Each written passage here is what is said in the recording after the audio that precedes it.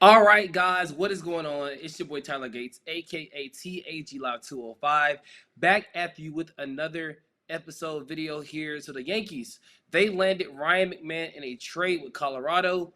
Colorado is actually not incompetent, like I thought that they were. So we're gonna talk about that. The Mets also acquired Gregory Soto for their bullpen. I like that. Edwin Diaz, we know the situation obviously with him. So you want to get some insurance back there in that bullpen as well. We're gonna start with the Ryan McMahon Colorado Rockies deal here, going to the Yankees.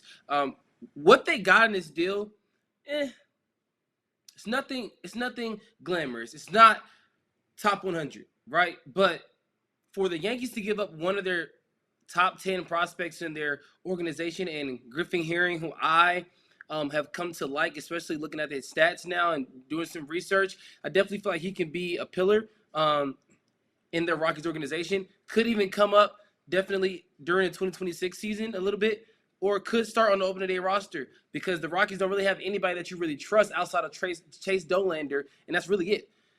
He's your guy for the future for sure. Outside of him, who do you really have pitching wise that's going to be there for the future that you can trust to hand the ball off to at the start of the season? Griffin Herring, he can do that. I mean, he's carrying what, a 3 ERA? This kid is definitely somebody that you look out for. And they also got Josh Gross as well. These two are not going to really make much noise, but what you definitely expect are you're expecting to get some value for Ryan McMahon, and that's what they did. Now, from the Yankee side, I definitely like what they did here. It's an upgrade at third base. Let's be honest. The third base position has been the most troubling position for the New York Yankees. We've seen it last year in the World Series, and we know in years past. They tried Josh Donaldson. That didn't work. They tried DJ LeMahieu, moving him from first to third when they acquired Rizzo. That did not work. So now what do? They go out and get Ryan McMahon, a consistent. Yes, the numbers may not show, but he's been consistent up and down, but most of all consistent. He's in the middle, below average in the middle. It brings the lefty bat with pop, solid glove. All of that is under the word consistency, and that's what the Yankees need in order to get back to the World Series. The defense matters, right? We know Judge is great in the outfield. We know that Giancarlo Stanton is good in the outfield when he plays, but he doesn't really play outfield anymore. He's more of a DH, obviously, full-time now. So now you have your pieces out there with Bellinger and those guys who they acquired from the Cubs in the offseason. Has been a great piece for them. So you want to continue to kind of push that narrative of, hey, let's go get these taller guys, right? Because Ryan McMahon's a good size, 6'4", 6'5". You want to go get these taller guys. That's why Volpe's probably going to lose his spot.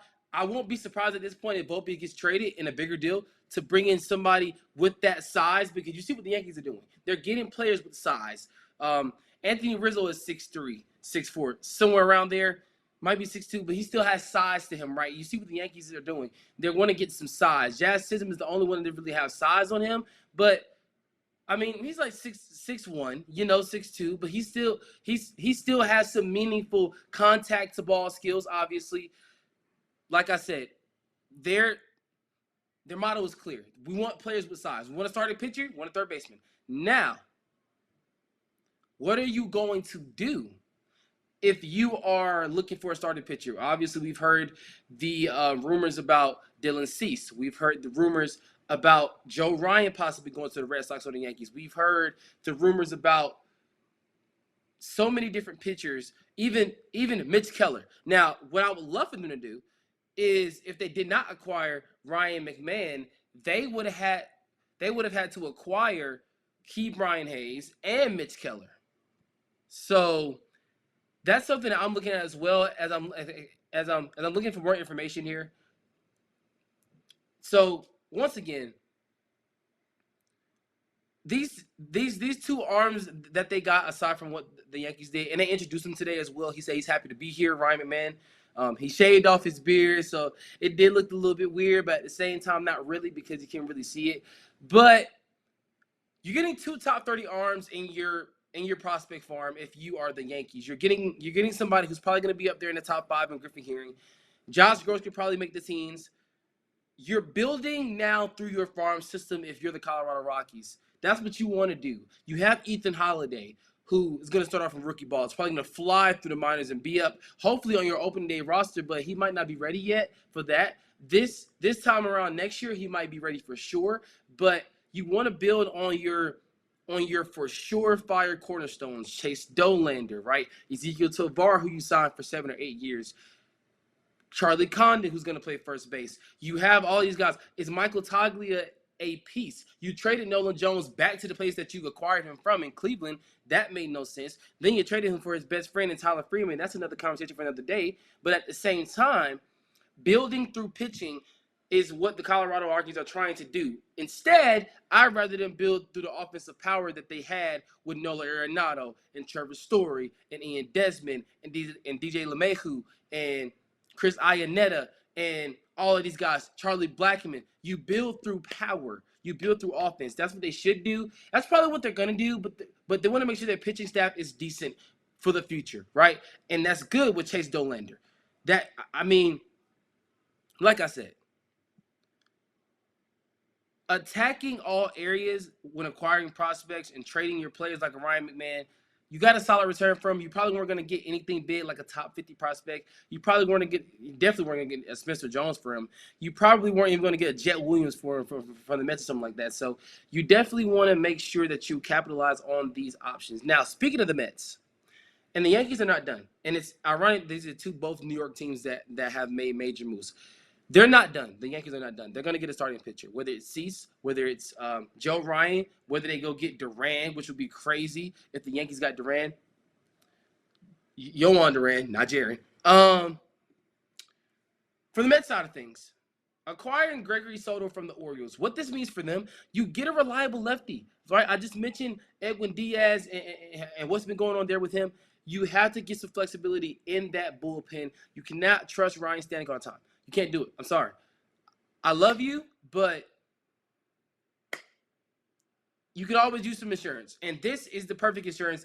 It's a low-risk, high-reward move if you're the Mets. You talk about somebody that's going to come right in and bring you some energy in the 8th or 9th inning. He could even be a setup guy to Diaz. He could be a setup guy if you want to get another closer like a Yohan Duran, but you're going to have to give up on some prospects, right? You're going to have to give up a Jet Williams. You might have to give up at Luis Acuna. You might have to give up not Ryan Clifford, right? But a Drew Gilbert maybe, because he's not up yet. And this is what I talk about, right? You compare him with Diaz late in games. I'm going to continue to say that. That's why they got him. Now, they need to circle back and go get Cedric Mullins if you are the Mets, because you have to. You have to. Don't sell me on the outfielders right now outside of Soto. It's just not going to happen, right? And what the Orioles got in return, you got 2 lottery tickets, essentially. You got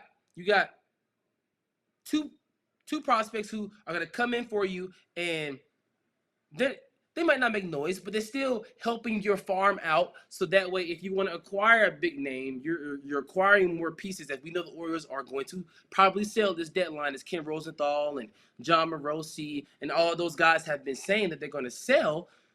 We're starting to see it just a little bit with Gregory Soto. He's the first guy out. They're not trading Rutschman, so get that out your head. It could be a Ryan Mountcastle, which I would love on the Braves. I would love him in the Cardinal system. I would even love Ryan Mountcastle on a team like the Red Sox. I know that's crazy, and it's in division, but Ryan Mountcastle needs to get out of Baltimore. I've been saying that for years. He needs to get out of Baltimore. I really like him on the Mariners. Yes, they just got Josh Naylor. That video's coming out soon, but still, let's just be honest. They're clearing the spot for somebody. I don't think they're gonna go acquire. They might acquire a rental because they still want to buy a little bit. The Orioles do, because they feel like they can sneak into the playoffs and become heavy hitters. We've seen it happen before. The Mets are not done.